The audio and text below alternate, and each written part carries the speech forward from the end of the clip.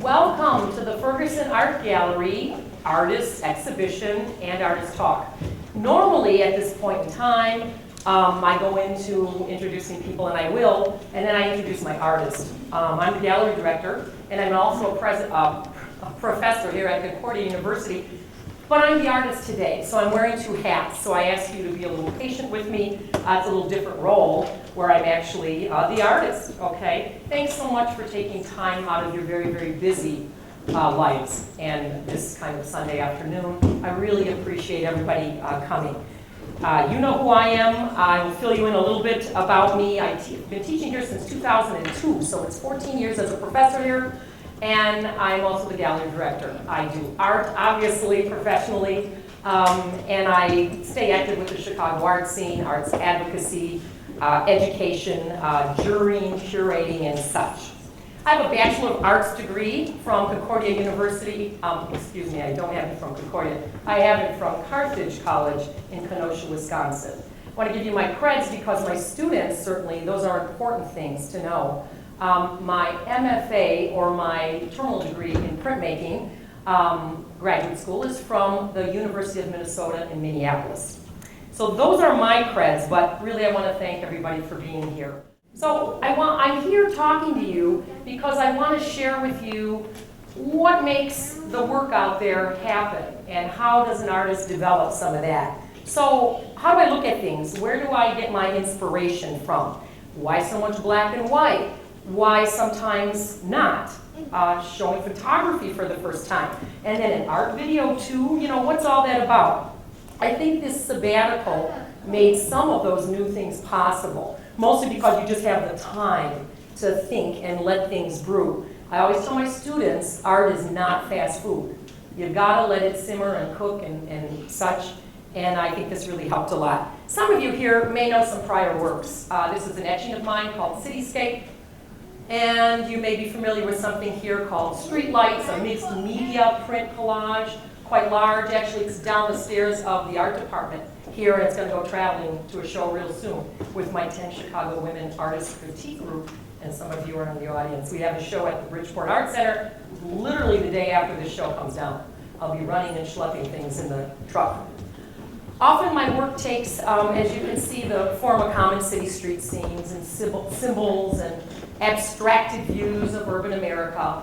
I'm all about that, the nitty-gritty, that reality, and line is still a very important element in my work and what I care about. The verticality of rain. It rains outside and I think about line and how it fuses the colors and things. And obviously that's evident in another older piece, kind of a favorite of mine, Zinc Dance in Brooklyn, and that's an etching also. So some of you may be familiar with these types of works. Now I move on to a new work, Ardmore Alley, and that's in the show. It's a linoleum print, and you can see the evidence of line, the hanging clothes, the water tower, which I've fallen in love with about the last, I don't know how many years, 15 years, water towers have started creeping in. So when you get a sabbatical, you decide, well, where do you go or what do you do, or should you just stay and work in your studio? And I came up with the thought that I better do something special with this time and go somewhere for a focused period of time and then come back and work. So where could I go to inspire my urban art soul? Well, New York City, right? I did contemplate Venice. I did contemplate, London, Berlin, Prague. Those are all art meccas. But really my actual work, I would have had a great time, but it wouldn't be inspired as much as the great American cities. So again, I want to say this show is not about New York necessarily or per se. It's about the city, any city. And I think that's something I want to get across. Influenced, inspired, but it isn't just about New York. I hope it goes beyond that. And so what's with this city stuff? Maybe it's because I grew up on 28th and Harding, near 28th and Pulaski, an area called Little Village. Maybe I grew up because I grew up on that 2 flat with the multi-generational grandma, family. Grandma, grandpa, Slovak downstairs. Grandpa never did speak English, did he, cousins? No. And I think, gee, that has something to do with the gangways, the staircases in front of the houses, like ladders. I remember counting them when I was a kid. Boom, boom, boom, boom, boom, boom. Pattern, line, shape. I really think that started that interest in the elements and principles of design. Line, repetition, value, movement, pattern, contrast, unity. So I think that's where some of it came.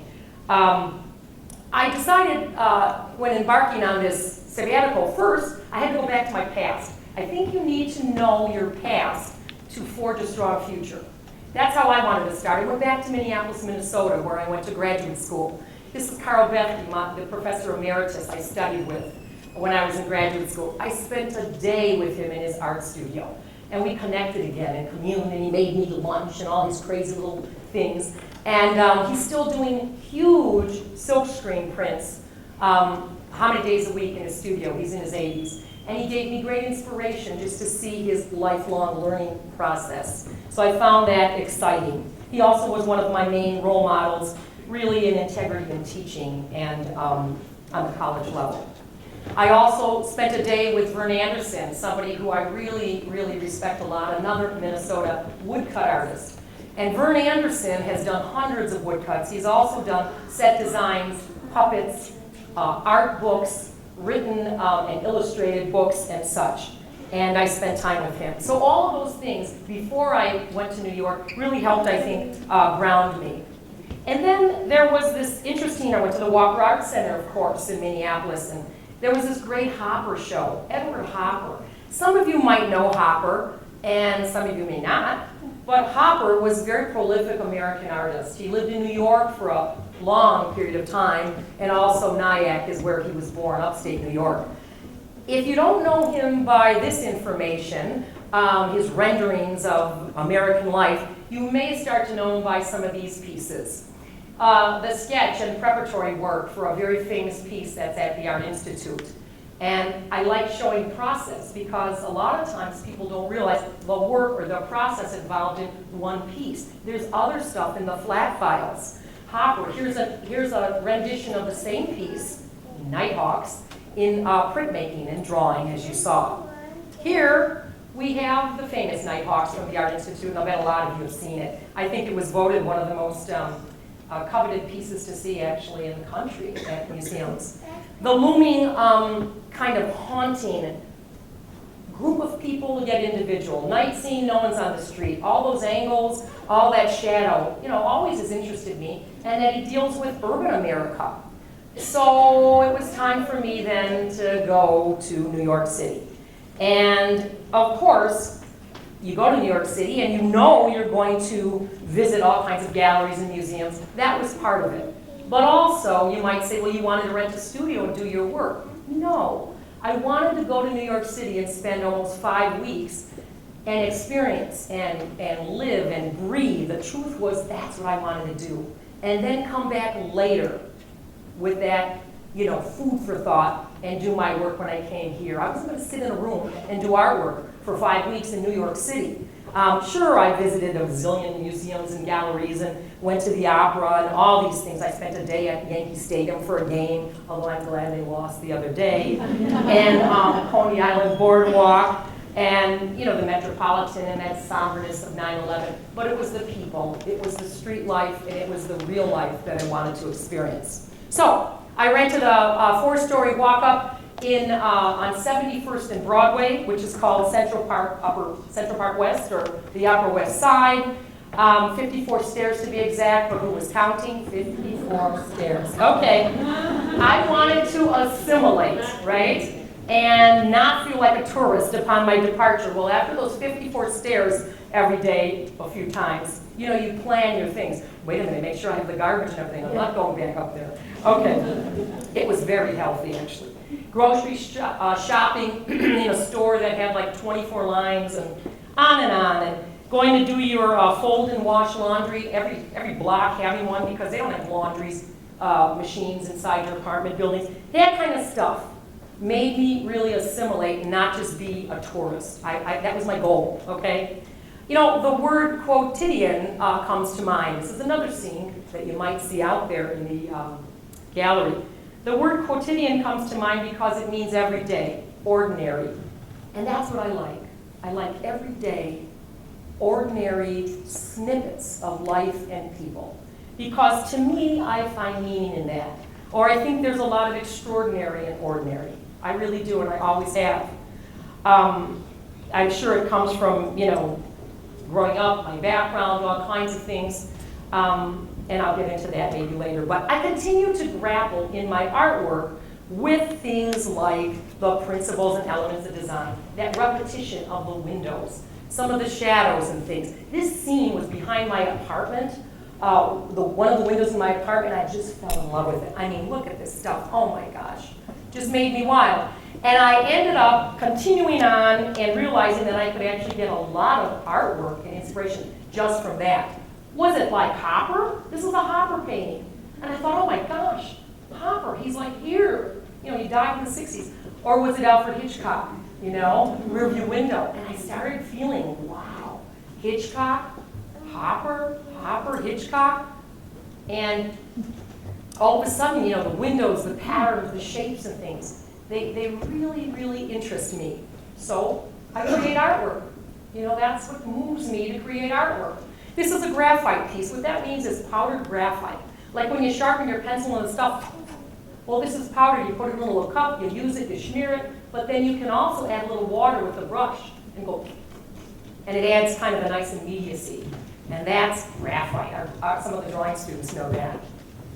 Then I was in my yard like a few weeks ago. I looked up and I said, oh, it's my townhouse. Windows, bricks, interesting. You know, sometimes you don't realize what's right in front of you. And a sabbatical or time away makes you think about it. So in my new work, I'm more inclined to grapple with that changing light, reflections, repetition, and shadow, still finding meaning while living amongst others. And as I showed you with Hopper and such, the reflective quality. I would pass the delis and things, and there was my deli guy. How do you end up feeling like you're acclimating to something? Well, you go into the same deli every other day, and you get this little salmon spread for your bagel, and you talk to the fellow. And when he sees you and you're taking a picture, he's high-fiving you. And it makes you feel a little sense of home, because you're not home, you know? And then that gets into your work. A lot of my work are buildings, and not as many people, but the people I hope are in the work. Repetition of line. Look at this. The worker. I love the working person. Well, dog walkers. Can you imagine these many dogs walking in Manhattan across the street without, like, running around? I couldn't believe it. Again, the subway, buses, and cars and things. You name it, I went everywhere. All the boroughs, I took the train, I did whatever I could going around. And I absolutely adored sitting close to someone and excusing myself for, you know, my tush being a little big. And everybody was friendly. I talked my way through the city with people. It was just a delight. But it was also a time of that real serious observation for me.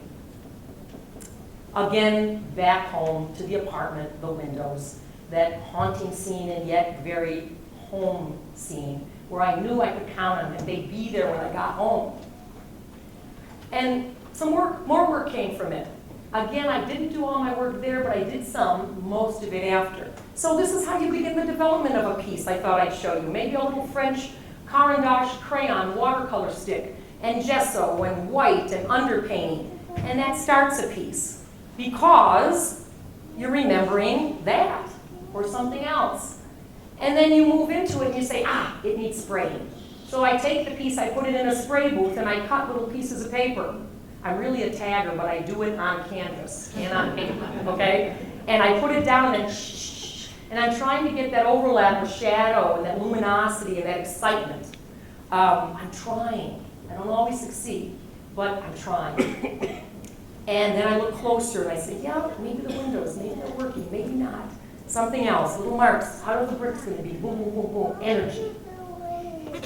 Then I think I got it. And I hang it in a show, and I hope I have it, you know? So let's see. Then that back view again. Oh, it was so huge, you know, the world was just in front of me. So what time of day? What angle? What time of night? You look, you wonder, you ponder. The repetition in that piece. Look at those little crisscrosses of the fences. And they're just the negative space. That's those little diamonds that are in between the dark part of the fence reflection. So then I have to grapple with that. But which way? What time of day? What angle? These are things you think about. So then you stay up all night with a little light that you turn on by your window, and oops, I better get that. And you draw, and you bring a box of stuff with you to New York, as I did. And I brought materials I thought I would use for some more quicker type studies. I wanted to bring linoleum and do a linoleum cut, but it takes too long. And I didn't want to, waste my time. I had to get on the subway and go places. So charcoal came to mind because the Vision and the Hopper and the Hitchcock in my back window, I'm taking charcoal out. The most difficult thing to fix, spray, and ship back home, of course, right? So you see the little bottom area, the little this and that. But of course, I interpret it in my own way. And then, again, you look, and then you interpret again in another way, and the water tower comes in because I had my own private water tower outside a window, and that was very comforting for me. And I looked at that, and I knew more work would come from that. Why do I like water towers? I think I had studios in Greektown. My husband and I ran Skyline Art Studios about 15 years ago, and I had a great view on the 10th floor of all of downtown. And I could see the water towers in Chicago, but many were being taken away, weren't they? Yes, they were. And they're gone, but not in New York.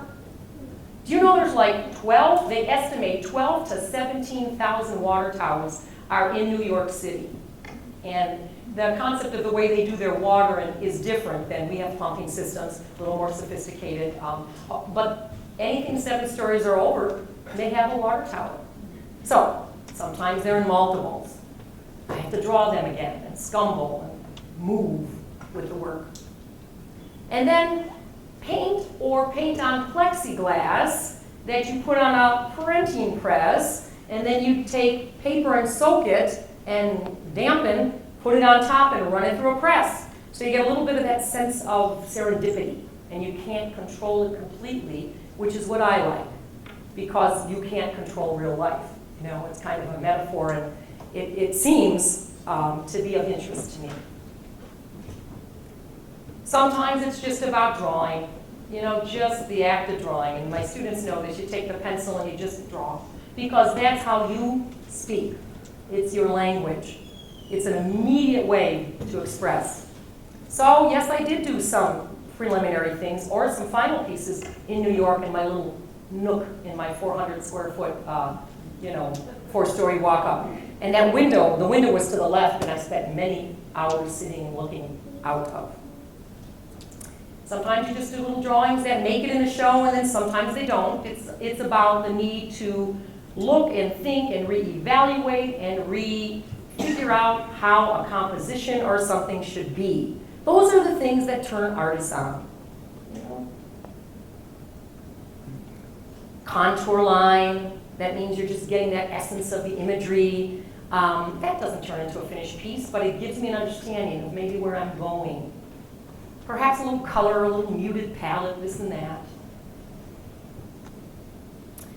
I collect a lot of stuff. You should see my office at home now, and my office here, and all my, right, students? It's terrible. Anyway, stuff. And I thought I'd have more collage work in this show, because I collect so much stuff, and I want to make some collage pieces with it. But they're to come. That's going to be another show. It's inspiring to hold on to that stuff and then make some works with it. One of the pieces in the show has a little collage piece in it. Well, you have a little label on your Trader Joe bag, and it looks good, and you just make a little water tower out of it, right? My beloved water towers. So what do? You have to do thorough research as an educator. I call up and find out about one of the water tower companies in New York City, one of the oldest, Isaac Brothers. And I say, oh, I'm a professor on Concordia University. I'm here on a sabbatical, sir. I so want to come up and see where you make these things and all that. And he's like, lady, we don't make them anywhere. We go on site. And I said, well, okay, I want to go on site. Can I get up? Blah, blah, blah, blah. Yeah, I'll call you back. Well, you know the answer, what happened there. Day after day, I kept calling. I emailed. By God, I was going to get them to respond. Well, I did. Early one morning, it's like 5:30 a.m., and I get a phone call. I'm serious. We're putting up a tower today, Hell's Kitchen, such and such and such and such. I said, oh, thanks. Oh my gosh, I got to get my clothes on, and I did. I ran out, and I spent the day watching a tower get taken down. And it was just great. It took all day. So I had breakfast, walked down the street, chit-chatted with some people, watched it, photographed it. Hard to get good photos. It was, up high, and my camera lens was 400, which was good, but. And then a day or so later, I had to come back to the same spot. I was able to get Kinky Boots theater tickets in between and all that, and worked out. But I came to the same spot, and they were putting up the new one, and I wanted to experience that. Thus, the series in the show really made me, I know my subject matter now. Not just the ones in Chicago or the ones they're taking down, but I kind of get it. And sometimes it's about the negative space. The white is all about negative space here. And then sometimes you cut paper and you create a print, and that's what this is, a cut paper stencil that I took ink and rolled over my stencil and created a print. Excuse me. Here's the stencil. I like the stencil so much that I decided I would make it a piece too, and re-inked it, and it actually sits now in a matte frame.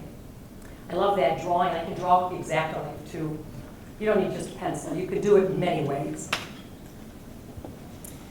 And I visited artist studios that I knew and chatted with some artists. Luckily, I have some art friends and colleagues that are in New York, and that made it feel more like home and more important because I could actually connect with real artists and such. Artist home.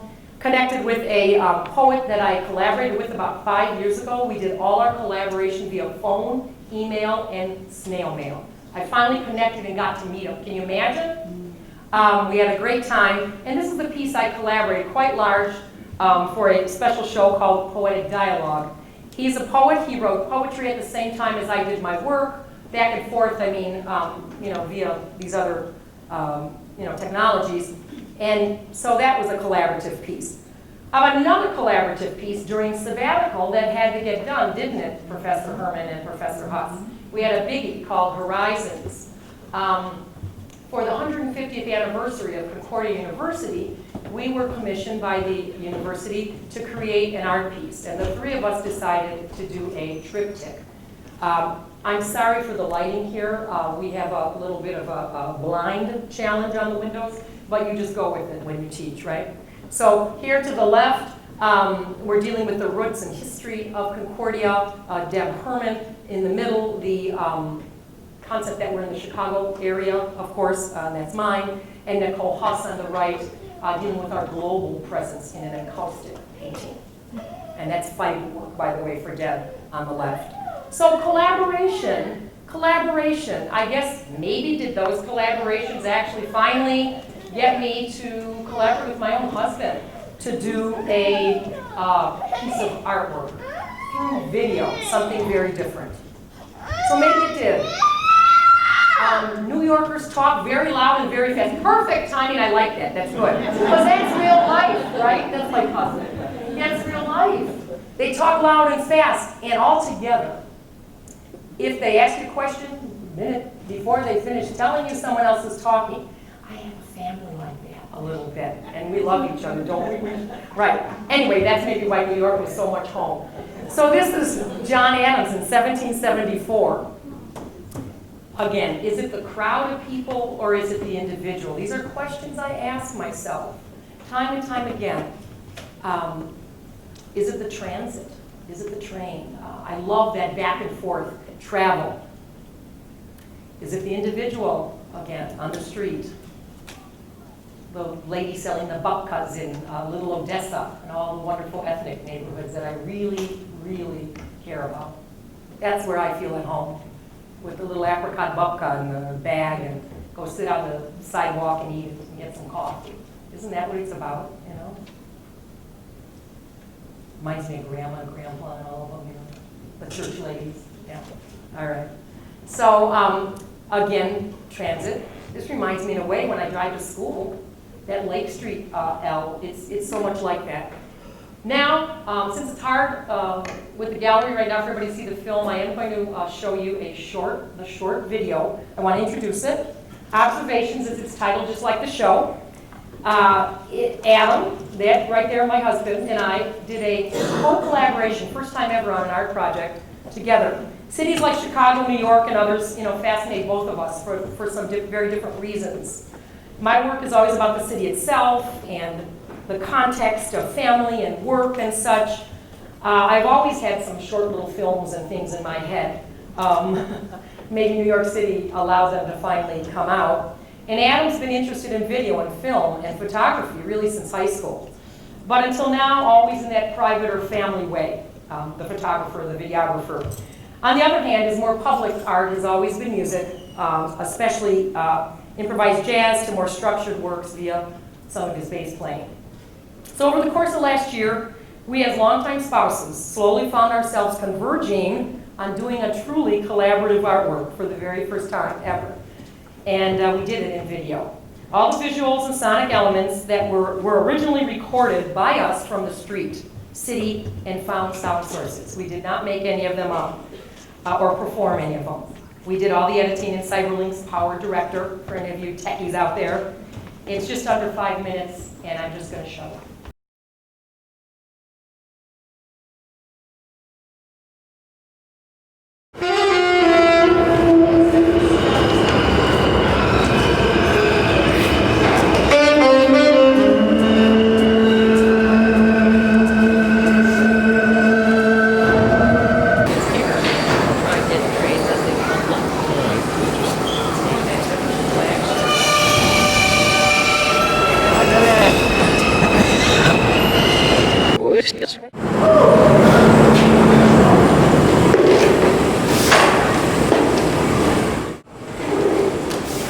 And I got my hand.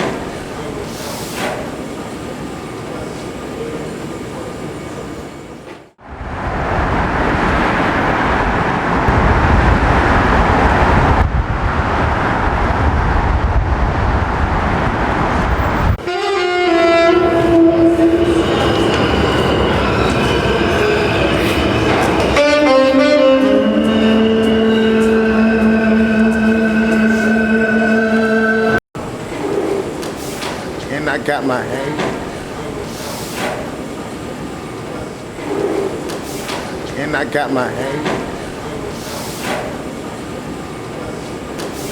And I got my hand.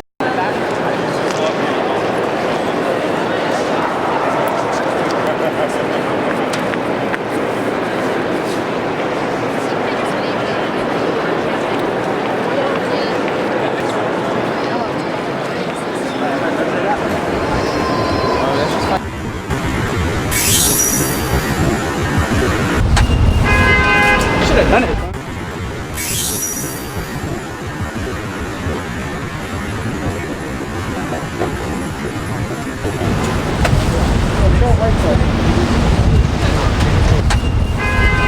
Should have done it,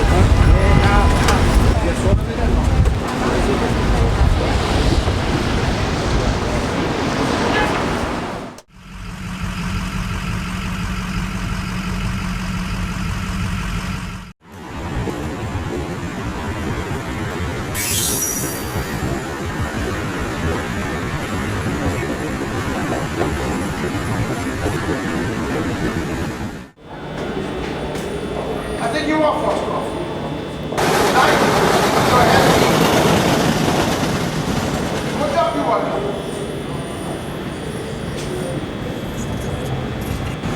Oh, there might be off. There might be off.